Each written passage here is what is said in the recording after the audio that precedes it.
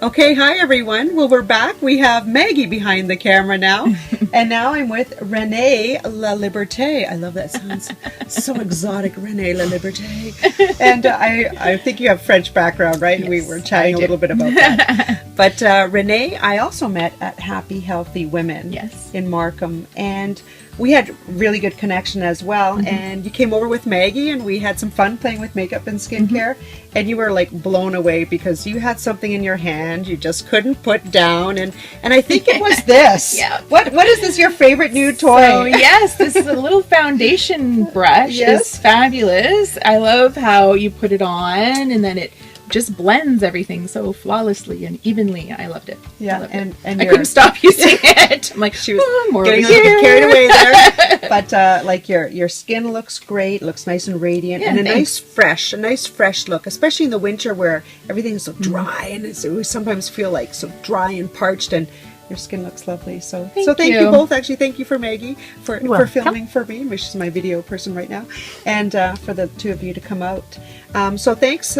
And I think we were chatting about, well, we were chatting a little bit during our session, but you are a speech language pathologist. I am. And that's a mouthful. Speech language pathologist. How long have you been doing that? So I've been practicing for actually 17 years. Wow. And we're 29 and a half. I know. That must have been like, when I was 7. Yeah, in like 10. But so tell me a little bit what a speech language pathologist does, because that's a pretty big title. What do you do? So it's actually, my scope is pretty broad. If you think about the title though, speech and language, it's two different sides of the same coin. So our speech is the way our speech sounds. So it's the speech sounds, it's sometimes stuttering, it's sometimes voice quality. So it's like the mechanics of talking. Whereas the language side is sort of what comes out of our head. It's all of our ideas, it's the words that we use, it's the way we put our sentences together.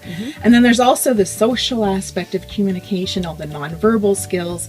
I can work on, we work on those things. So there's a lot of different areas that I can work on. Excellent. And we had chatted a little bit about your background. Where would you, I guess, or I'm going to say your clients, you have a specialty and expertise. Are they, adults, seniors? What is your area of definitely expertise? More with children.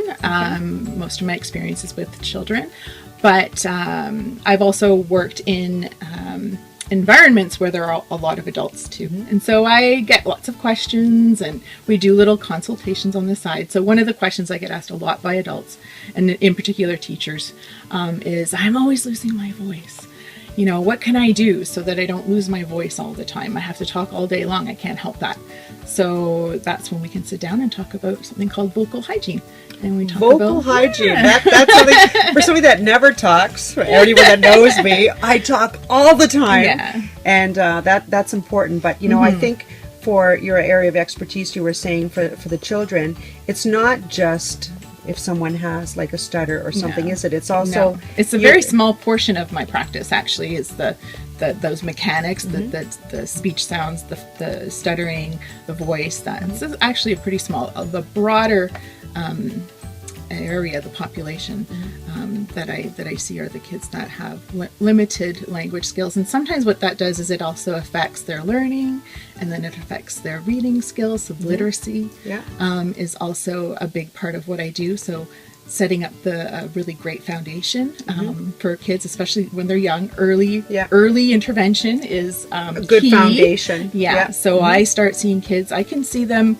You think about when a child will start talking. About 2. Oh, actually, you want to hear the first words at 12 months. Wow. If you're not getting, 3, 4, 5 words in their vocabulary by the time they're 18 months old, you might want to come and talk to somebody, because I can help you. It doesn't necessarily mean your child's going to be in therapy, right? But I can give the parent a lot of tips on how they can interact with their child to sort of stimulate more language development. So, and I think that's important too, because it alleviates the frustration. Exactly. And the relationship from the parent and the child really is gelled better, because the child is probably frustrated because they maybe can't communicate properly, and the parent is frustrated because they don't understand what your child is trying to tell you. Exactly. Right? Yeah. When you're getting that, you need to calm down. Excellent, excellent. Well, I always let my viewer know that at the bottom, I will always have the information so that they can connect with Renee, and you can chat with, we'll get in contact yourself with Renee and find out